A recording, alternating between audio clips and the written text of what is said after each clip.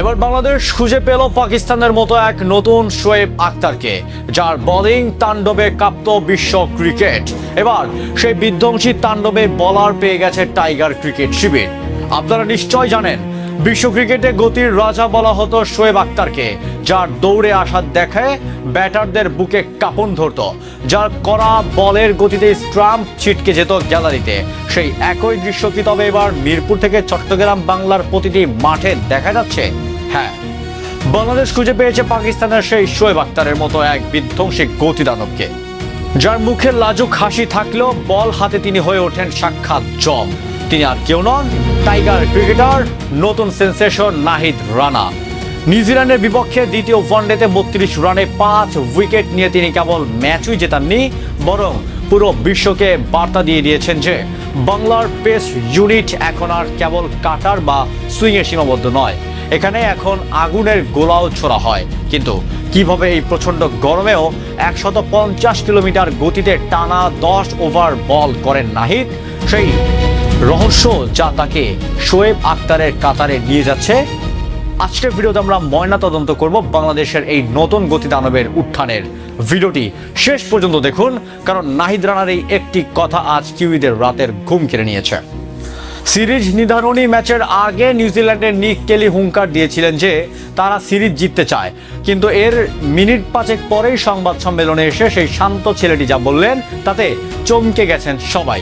নাহিদ রানা সরাসরি চ্যালেঞ্জ ছুড়ে দিয়ে বলেছেন, মুখে ক্রিকেট খেলা হয় না, মাঠেই যে ভালো করবে সেই জিতবে। সাধারণত বাংলাদেশের পেশাররা এত সাহসী কথা বলেন না, কিন্তু নাহিদ রানা আলাদা।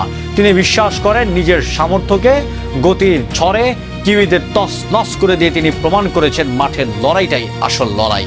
বল হাতে তার কোনো উচ্চ বিলাস নেই, তার লক্ষ্য একটাই, দলের যখন যেটা দরকার সেটাই করে দেওয়া। আর সেই কাজটাই তিনি করেছেন শোয়েব আখতারের মতো সেই বিধ্বংসী অ্যাটিটিউড নিয়ে। তীব্র দাবদাহে যেখানে সাধারণ মানুষের নাভিশ্বাস উঠেছে, সেখানে নাহিদ রানা শুরু থেকে শেষ পর্যন্ত একই গতিতে বল করে যাচ্ছেন।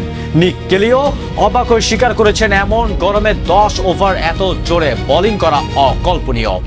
নাহিদ রানার এই অফুরন্ত শক্তির উৎস কি? নাহিদ নিজেই ফাঁস করেছেন সেই রহস্য। তিনি জানিয়েছেন ফিটনেস নিয়ে তিনি পাগলের মতো কাজ করেন। অফ সিজনে জিম, রানিং আর ট্রেনারদের পরামর্শ নিয়ে নিজেকে এমনভাবে তৈরি করেছেন যেন মাঠের মধ্যে 10 ওভার বোলিং করেও তিনি ক্লান্ত না হন। যেখানে অনেক বলার 2-3 ওভার করার পর গতি হারিয়ে ফেলেন, সেখানে নাহিদ রানা প্রতিটি ডেলিভারিতে আগুনের ফুলকি ছুটাচ্ছেন। এটি কি তবে সেই শোয়েব আখতার মোড?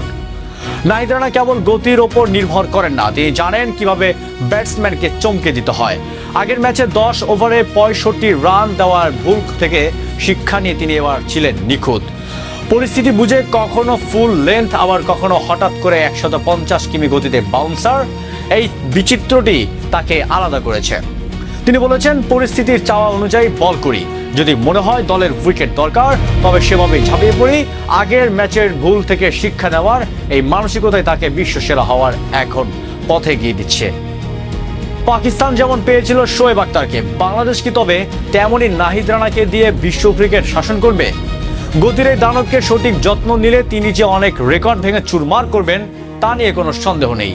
চট্টগ্রামের ফাইনাল ম্যাচে নাহিদ রানার এই তাণ্ডব কিউইদের সিরিজ জয়ের স্বপ্ন কি তবে ধুলোয় মিশিয়ে দেবে? বন্ধুরা, আপনাদের কি মনে হয়, নাহিদ রানা কি আদৌ আসলেই পারবেন বাংলাদেশের শোয়েব আখতার হতে? তার গতি কি 155 কিলোমিটার ছাড়িয়ে যাবে? কমেন্টে আপনার মূল্যবান মতামত জানান। ভিডিওটি ভালো লাগলে শেয়ার করুন এবং টাইগার ক্রিকেটারদের প্রতিটি বিধ্বংসী আপডেট সবার আগে পেতে আমাদের সাথেই থাকুন। ধন্যবাদ।